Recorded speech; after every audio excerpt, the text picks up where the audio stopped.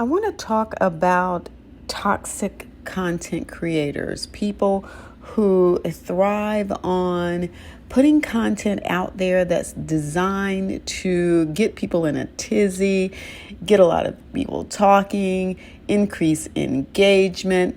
But it's not just information that's being shared. It's usually presented in a way to really tear down someone else, and it's usually presented as an exaggeration of what's going on. It's something that's taken to the extreme and built around stereotypes and negativity and general toxicity. I want to talk about the positives and negatives of becoming a content creator that has a brand built on toxicity. Let's talk about some of the positives first. Increased engagement. A lot of times, you're going to get people talking. They're going to listen to your podcast, come to your channel, respond to your blog post, because they're going to be highly engaged emotionally because of some of what you're saying. As a result, your growth is probably going to happen at a more phenomenal rate. If you're just sharing information and not pushing people's buttons, well, it's probably going to take you a lot longer to grow. But think about some of the people in the past who have really pushed people's buttons. They were the ones that got the engagement, positive and negative, and they were the ones that grew. As a result, it could be that other doors open up for you. The ability to work with different kinds of content creators and bigger businesses and brands. But think about it. Are those really the people and brands that you're going to work with if they are then toxic too? This now becomes your brand. There's an opportunity, though, for increased money. And that is what I'm seeing from some of these toxicity or toxic content creators. For them, they recognize that this is a time that they can go in, they can say a bunch of stuff, not really have to take ownership of the consequences of what they're putting out there, get their bag, build their wealth for their family, and then move on, because they recognize that this is just a short-term endeavor for them. And then eventually they're going to tweak and pivot and do something else entirely. But here are the negatives associated with that. The first one being, you could run afoul of the terms and conditions of the platform that you are on. Even if it is a website, your hosting platform, most people don't self-host. They don't have servers at home. They're hosting through another business, another platform. That platform could shut you down. You could be just using your social media accounts. That could shut you down. You could be on a specific app. That could shut you down. And so one of the things you have to think about is, do I run the risk, if I go too far, of losing it all? And so you're always going to be walking this fine line. The second thing is the people hate. Now, with this toxicity, you are going to be cultivating an image, and there are a lot of people who are going to come after you for this. Some people have the thicker skin. If you don't, this is probably not something that you want to do. The third thing you have to think about is this really the kind of brand that you want to have? Is this really who you want to be when other people want to work with you? Because some brands are going to say, I'm not going to work with them.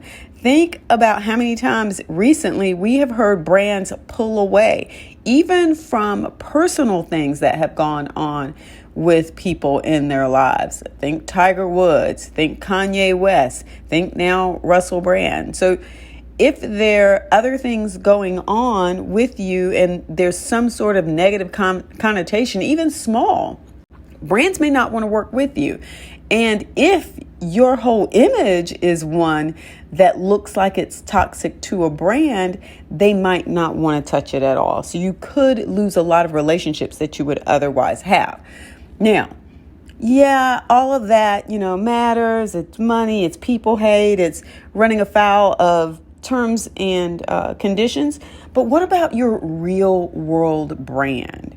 How you really want to position yourself in the world? Is this really the kind of person that you want to be?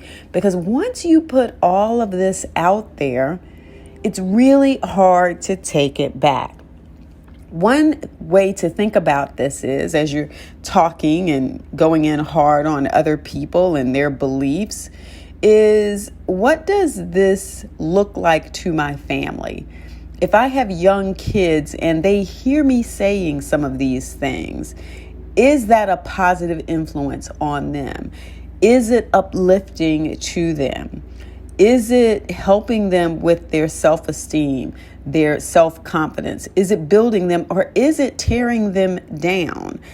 And I say this because I see content creators putting information out there. They're doing videos, they're doing podcasts, and I'm thinking to myself, how do you say that and then turn around when you have young children in the house who are hearing that? So those are the kinds of things that you have to take into account when you're thinking about going down this road of, I'm going to be, this content creator who's really going to push the envelope. I'm going to tell people exactly what I think.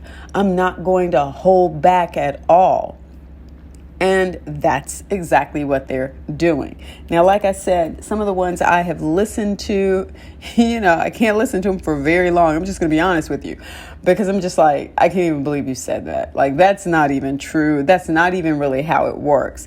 But they're doing it to get the audience, to build their brand, and to make money.